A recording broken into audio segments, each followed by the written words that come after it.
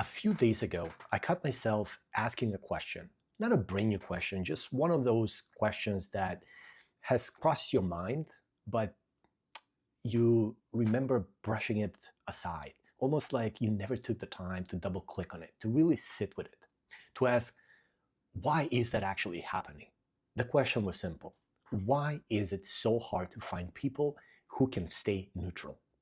People who can look at a situation, analyze it calmly, and say, this part was done well, this part was done terribly, without immediately jumping to one side or the other.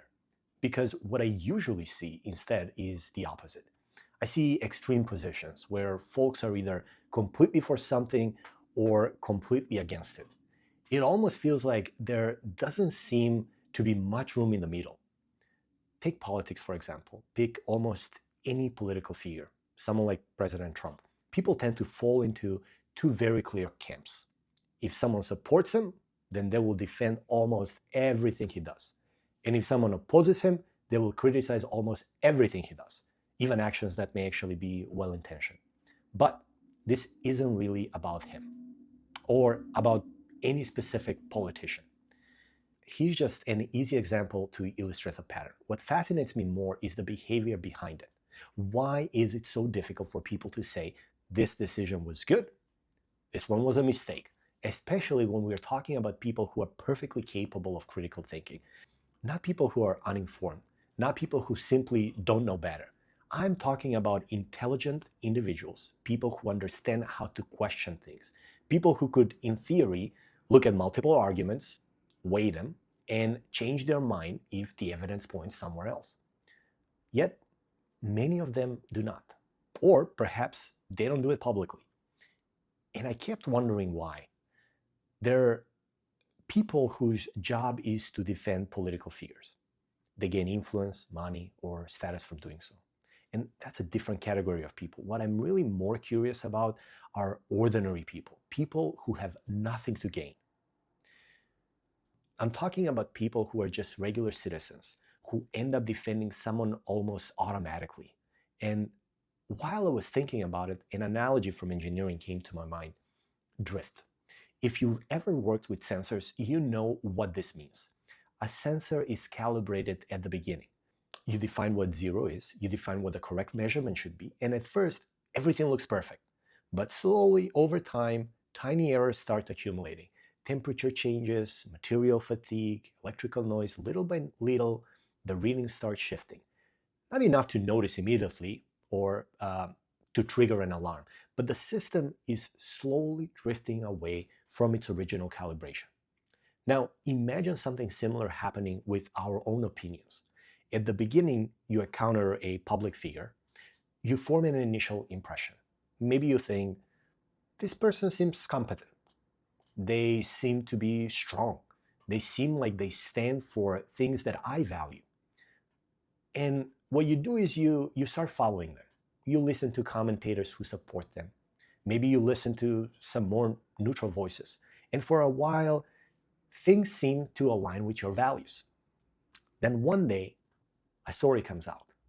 Maybe the person did something questionable, something unethical, or maybe even something unlawful. And then you find yourself pause. You try to weigh it against everything else you believe about them. You think, well, overall, they've done a lot of good things. This is something I personally wouldn't do, but maybe there is really more context to it. And you move on. Then later, another situation appears, another questionable action. And again, you adjust slightly. You reinterpret, you rationalize, you recalibrate, just a little. And then a little more, and then a little more. And none of these adjustments feel dramatic on their own. Each one seems very small, almost insignificant, reasonable, understandable. But over the course of years, something happens. If you want to compare your current tolerance level to the values that you originally held, you might realize that the system has drifted quite a bit. It may have drifted so much that it ultimately represents a very different system altogether. Of course, not suddenly and not dramatically, but gradually. And this is where something appears to happen. On one side, it is accepting that leaders are imperfect, and on another, a feeling, a need to justify every action they take. And that difference between a logical opinion and a feeling is harder to detect once loyalty sets in. So when I hear intelligent people minimizing behavior that appears unethical or even unlawful, I try not to assume that they simply don't understand what is happening. More often, I suspect that they're protecting something else, and that is not just the leader, not just that figure that they're following.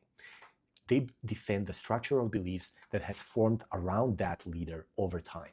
Because with that structure existing, questioning it isn't just an intellectual exercise. It can feel like destabilizing part of your own judgment, which is uncomfortable because you are admitting that you may have drifted, even slightly. It really means admitting that that version of yourself who formed the original opinion might have missed something. So instead of recalibrating, many of us quietly adjust the definition of what we consider being acceptable, which is why the question I started asking myself isn't about politics at all. It's much simpler than that. Is when I defend someone I admire, am I evaluating what just happened? Or am I defending the version of them that exists in my head? And if those two are apart from each other, will I be honest and courageous enough to recalibrate? Thank you all for listening.